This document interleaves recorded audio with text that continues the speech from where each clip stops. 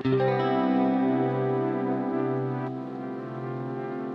Hello नमस्ते, आप सबका बहुत स्वागत है the Times of India group के इस खास शो में। और मैं हूं आपकी होस्ट नेहा उपाध्याय। आज हम एक ऐसी समस्या पर बात करने वाले हैं जिससे दुनिया भर में मिलियन की संख्या में लोग जूझ रहे हैं। Yes, we talking about hepatitis. पर सवाल ये है कि आप हेपेटाइटिस के बारे में क्या जानते हैं, आप उसको कितना जानते हैं, और क्या आपको पता है कि हेपेटाइटिस आपके लिवर को बहुत ज़्यादा नुकसान पहुंचा सकता है। सो आज इस वर्ल्ड हेपेटाइटिस डे स्पेशल में इसी पर बात होगी। हम ये समझने की, ये जानने की कोशिश करेंगे कि हेपेटाइटिस क्या है, इसके जो प्रिवेंशन मेजर्स हैं वो क्या हैं, कॉजेज़ क्या हैं, सिम्टम्स क्या है और इसका ट्रीटमेंट क्या है। सो आज इस खास शो में हमारे साथ एक बहुत ही खास मेहमान मौजूद हैं, doctor Ankur Garg, HOD and director HPB surgery and liver transplant, Shalby Sanar international hospital. Doctor, welcome to our show. Thank you Neha. So doctor, इससे पहले कि हम अपने दूसरे क्वेश्चंस की बात करें, सबसे पहले हम बेसिक जो सवाल है उससे शुरू करेंगे। अगर कोई कॉमन इंसान है, कोई आम नागरिक है जिसे जो मेडिकल टर्मिनोलॉजी है इतनी ज़्यादा नहीं पता, उन्हें अगर हमें समझाना हो कि हेपेटाइटिस क्या है और उसके कॉजेज़ क्या हैं, तो एक बार उसके बारे में बता दीजिए। सुनिए, हेपेटाइटिस एक बहुत ही ब्रॉड टर्म है। हेपेटाइटिस का मतलब है कि लिवर को इंजरी हो रही है, लिवर में इन्फ्लेमेशन है। हेपेटाइटिस से ये नहीं बता सकते हम कि किस तरह का हेपेटाइटिस है। हेपेटाइटिस अल्कोहल से भी हो सकता है, हेपेटाइटिस वायरसेस से भी हो सकता है, बहुत सारी मेडिसिन और ड्रग से हो सकता है, और भी बहुत सारे कारण हैं हेपेटाइटिस के, जेनेटिक डिसऑर्डर्स भी हैं। सो सिर्फ हेपेटाइटिस वर्ड से हमें इतना पता चलता है कि जो हमारा लिवर है उसको इंजरी हो रही है, उसका सिम्टम ढूंढना, उसका कारण ढूंढना और उसको ट्रीट करना, आइडेंटिफाई करना, वो हमारे लिए इंपॉर्टेंट है। सो डॉक्टर, आपने यहाँ पर कॉजेज़ की बात की, तो अब बहुत ज़रूरी हो जाता है कि हम इसके सिम्टम्स पर भी बात करें और कुछ ऐसे रेड फ्लैग्स के बारे में जानें जो आपको दिखे तो आपको तुरंत डॉक्टर से संपर्क करना चाहिए, कि आपको लगना चाहिए कि भाई अब तो टाइम आ गया है, अब डॉक्टर के पास जाना है। सो एक बार ईजी लैंग्वेज में हमारी ऑडियंस को ये बता दीजिए। तो सी हेपेटाइटिस के रेड फ्लैग्स या वार्निंग साइन से पहले एक बहुत इंपॉर्टेंट चीज़ जो हमारे व्यूअर्स को पता होना चाहिए कि लिवर में बहुत सारी रिपेयरिंग कैपेसिटी है, बहुत सारी फंक्शनल कैपेसिटी है। तो अगर लिवर को इंजरी भी होती है किसी भी कारण से, तो लिवर अपने आप को रिकवर भी कर सकता है, प्रोवाइडेड कि वो इंजरी बार बार उसको नहीं होती रहे। अगर हम हेपेटाइटिस की बात करें, अगर जैसे अल्कोहल कॉज है, तो अगर हम डेली अल्कोहल लेंगे तो डेफिनेटली लिवर नहीं रिकवर करेगा, है ना।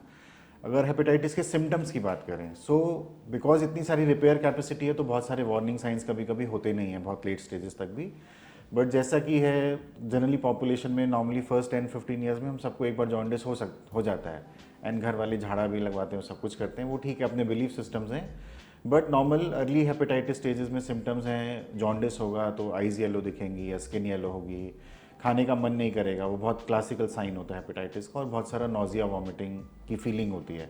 तो ये जस्ट साइंस हैं, बहुत सारे ऐसे out of the way red warning science नहीं है। बट अगर किसी को भी ये होता है कि भूख नहीं लग रही है, नोजिया, वॉमिटिंग है, या हल्का सा भी येलोनेस ऑफ स्किन या आइज दिख रहा है, तो शायद ये सबसे स्टार्टिंग साइंस होते हैं हेपेटाइटिस के, एंड हमें डेफिनेटली मेडिकल कंसल्ट करना चाहिए।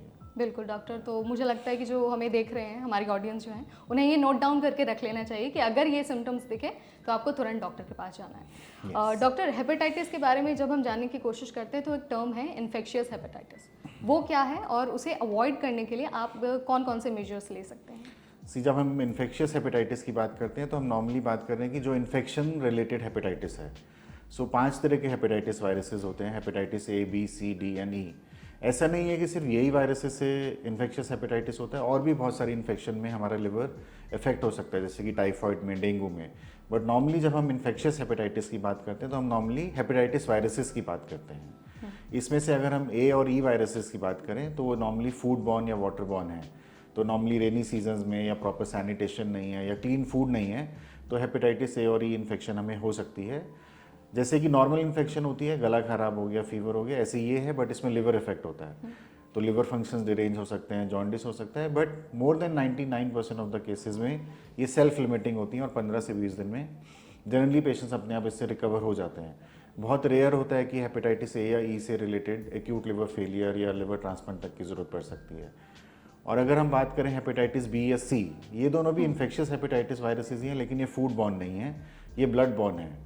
तो या तो ब्लड ट्रांसफ्यूजन्स के थ्रू, नीडल सिरिंजेस के थ्रू शेयरिंग, या अनसेफ सेक्सुअल प्रैक्टिसेस के थ्रू, या mother to child during child birth, ये वायरसेस ट्रांसमिट होते हैं। और ये दो सबसे कॉमन वायरसेस हैं जो क्रॉनिक हेपेटाइटिस कॉज करते हैं। क्रॉनिक हेपेटाइटिस मीन्स, जैसे कि मैंने आपको बताया कि A और E virus generally self limiting है, 15 से 20 दिन में पेशेंट्स अपने आप रिकवर कर जाते हैं।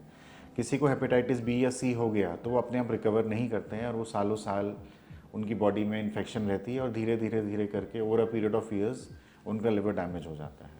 तो infectious hepatitis is primarily these 5 hepatitis viruses. Thank you doctor. Doctor, जो मेरा अगला सवाल है वो फैटी लिवर से रिलेटेड है। अगर किसी को हेपेटाइटिस है फैटी लिवर से रिलेटेड, तो उसका जो ट्रीटमेंट है वो किस तरह का हो सकता है, या फिर कुछ ऐसा प्रिवेंशन जो जो मरीज़ हैं उनको लेना चाहिए, प्लीज़ उसके बारे में एक बार हाईलाइट कर दीजिए। सी फैटी लिवर इतना सिंपल टर्म है और उसका मीनिंग भी उतना ही सिंपल है। फैटी लिवर मीन्स लिवर में फैट डिपॉजिट हो रहा है ना। तो जैसे हम ओवरवेट हैं, ओबीस होते हैं, जब हमारी स्किन्स में और लेग्स में, आर्म्स में फैट डिपॉजिट होता है, ऐसी फैटी लिवर का मतलब है कि एक्सेस फैट लिवर में डिपॉजिट हो रहा है। और जब ये एक्सेस फैट लिवर में डिपॉजिट होना शुरू करता है तो जो लिवर के नॉर्मल सेल्स हैं उनके फंक्शन को ऑब्स्ट्रक्ट करना शुरू कर देता है, उसको फैटी लिवर बोलते हैं। अगर हम इंडियन जेनेटिक मेकअप की बात करें और जो हमारे इंडियन लाइफ स्टाइल्स हैं, food styles, life style habits, almost 50 to 60% of the population को फैटी लिवर है। वो अलग बात है, किसी को बहुत अर्ली स्टेजेस पे है, किसी को लेट स्टेजेस पे है, बट फैटी लिवर एक लाइफस्टाइल डिजीज़ है और बहुत ही रैम्पेंट है सोसाइटी में। अगर हम स्क्रीन करेंगे तो एटलीस्ट 50% पॉपुलेशन को फैटी लिवर होगा। तो डॉक्टर, अगर कोई ऐसा व्यक्ति है जिसे हेपेटाइटिस से अभी अभी रिकवर हुआ है, क्योंकि हमने इससे पहले की तो बात कर ली कि आपको उसको प्रिवेंट कैसे करना है, बट बाय चांस बहुत सिचुएशन ख़राब हो गई, डायग्नोस होना पड़ा, तो जब सारी चीज़ें हो जाएंगी तो उसके बाद किस तरह का लाइफस्टाइल होना चाहिए, क्योंकि अभी आपने ये भी मेंशन किया कि लाइफस्टाइल बहुत इंपॉर्टेंट रोल प्ले करता है इसमें। सी फैटी लिवर एक रिवर्सिबल कंडीशन है। ऐसा नहीं है कि किसी को फैटी लिवर हो गया तो उसको ज़िंदगी भर फैटी लिवर रहेगा। अगर वो ओवरवेट हैं, वो डायबिटिक हैं, या उनका लाइफस्टाइल अच्छा नहीं है, फिजिकल एक्टिविटीज़ बिल्कुल ही नहीं है, अगर वो इन सब चीज़ों को करेक्ट करते हैं तो फैटी लिवर एक रिवर्सिबल कंडीशन है। Even grade 2 grade 3 fatty liver को भी हम नॉर्मल लिवर में कन्वर्ट कर सकते हैं, प्रोवाइडेड वो इन सब स्टेप्स पे चलने के लिए तैयार हैं। तो फैटी लिवर से सच ऐसा नहीं है कि कोई फैटी लिवर किसी को हो गया तो उसको डर के भाग जाना चाहिए या पैनिक हो जाना चाहिए, लेकिन ये उसके लिए एक वार्निंग साइन है कि अभी फैटी लिवर है और मैं आज इसके ऊपर नहीं ध्यान दूंगा तो आने वाले 10-15 साल में डेफिनेटली लिवर फेलियर की तरफ जा सकता है। तो आज फैटी लिवर अगर डायग्नोज हुआ है तो आज ही हम करेक्टिव सिम्टम्स लेंगे तो 1 साल में 2 साल में उसको रिकवर भी कर सकते हैं। बिल्कुल डॉक्टर। डॉक्टर, आपने एक अपने आंसर पे एक टर्म मेंशन किया था, क्रॉनिक हेपेटाइटिस। सो वो हमारे लिवर को कैसे अफेक्ट कर सकता है, और अगर वो नेगेटिव अफेक्ट करता है तो क्या कुछ वो चीज़ें होती हैं जब आपको लगता है कि यार ये वार्निंग साइन है? सी क्रॉनिक का मतलब होता है कोई भी बीमारी जो 6 महीने से ज़्यादा है। तो क्रॉनिक हेपेटाइटिस का मतलब है कि कोई हेपेटाइटिस या कोई लिवर को इंजरी जो चलते जा रही है मंथ ऑन मंथ बेसिस पे। एंड जब मंथ ऑन मंथ बेसिस पे किसी एक ऑर्गन को इंजरी चल रही है तो उसकी जो रिपेयरिंग कैपेसिटी है और रीजनरेटिव कैपेसिटी वो ख़त्म हो जाती है। अल्टीमेटली अगर क्रॉनिक हेपेटाइटिस को हम ट्रीट नहीं करेंगे, चाहे उसका कारण कुछ भी रहा हो, चाहे वो अल्कोहल हो, चाहे वायरसेस हो या ड्रग्स हो, तो वो अल्टीमेटली लिवर फेलियर में कन्वर्ट हो जाएगा and patients will go to organ failure.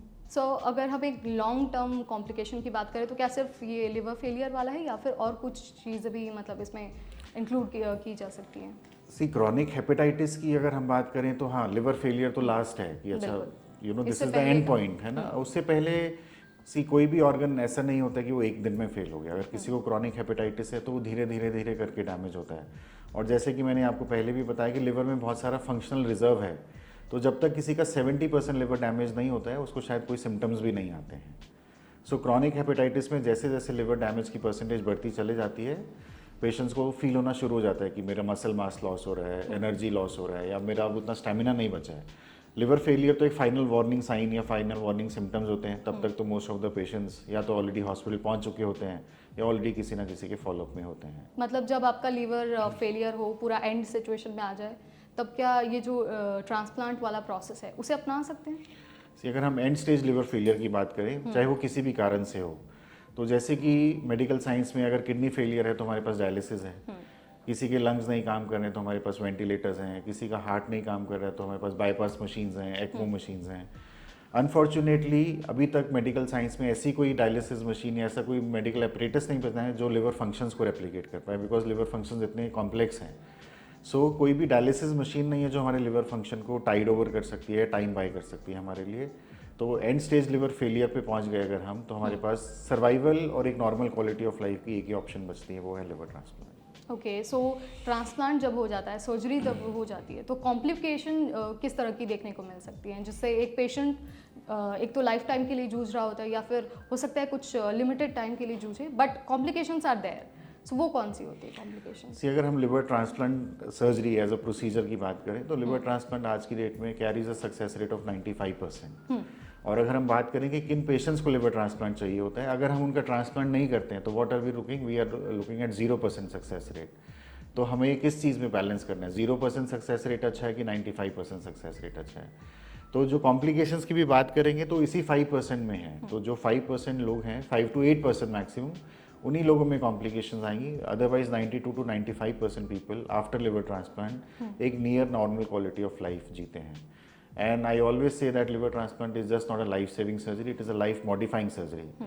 लेकिन उसको विश्वास करने के लिए, उसको देखने के लिए आपको उस पेशेंट को देखना है जो लिवर ट्रांसप्लांट कराता है, और उसको उससे 6 महीने बाद आपको मिलना है, तब आप समझ जाएंगे कि why I call it as a life modifying surgery. Doctor, last में हम चाहेंगे कि हमारे ऑडियंस को आप एक क्रक्स दे दें इसका, कि जो ये प्रॉब्लम है इससे बचने का तरीका क्या है, क्योंकि लास्ट ऑप्शन है आपका लिवर सर्जरी। उससे पहले आप अपने लाइफस्टाइल में क्या कुछ बदलाव करें और जो अपना स्केड्यूल है वो किस तरह का सेट करें, ताकि आपको इसका मतलब जो ये स्टेज है यहाँ तक आप पहुँचे ही ना, उससे पहले ही आप खुद को ट्रीट कर लें। तो नेहा, क्रक्स मोस्ट इंपॉर्टेंट यही है that liver is a very beautiful organ. वो अपने आप को रिपेयर भी कर सकता है और अपने आप को रिकवर भी कर सकता है, प्रोवाइडेड मैं उसको रोज़ परेशान नहीं करूँ। सो अगर बहुत ज़्यादा बैलेंस लाइफस्टाइल नहीं है, बैलेंस लाइफस्टाइल का मतलब होता है डाइट, स्लीप, एक्सरसाइज, एवरीथिंग, तो डेफिनेटली कहीं ना कहीं मेरा लिवर इफेक्ट हो रहा है। तो आई शुड बी वॉचफुल कि मैं बैलेंस डाइट खा रहा हूँ कि नहीं।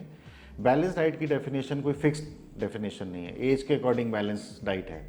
जो 10 साल बच्चे के लिए डाइट है वो 20 साल के लिए नहीं है, और वो 40 ईयर्स के लिए नहीं है। तो as per my age and as per my physical activity मुझे अपनी डाइट रखनी है, एज़ पर माई एज मुझे अपनी फिजिकल एक्टिविटी भी रखनी है। एंड बहुत कॉमन जो सोसाइटी में है वो है अल्कोहलिज्म, वेदर वी एग्री और we don't agree. Silent alcoholism, कोई छुपा के पीता है या कोई बता के पीता है, लेकिन पीते तो आई थिंक सभी हैं कुछ ना कुछ करके।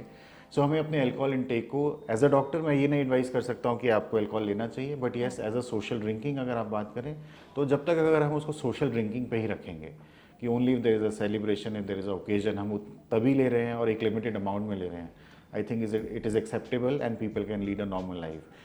जब हम उसको हैबिट बना लेते हैं कि हर रोज़ लेना है या हर दूसरे दिन लेना है, then definitely we will lead with problem. So liver को हेल्दी रखने के लिए बहुत ज़्यादा कुछ करना नहीं है, एक अच्छा हेल्दी लाइफस्टाइल जीना है। उसमें आई थिंक एक हेल्दी लाइफस्टाइल एक बहुत ही बड़ी डेफिनेशन है, उसमें सब कुछ आ जाता है, डाइट, एक्सरसाइज, एडिक्शंस, एवरीथिंग। सो लिवर जनरली कुछ कहता नहीं है।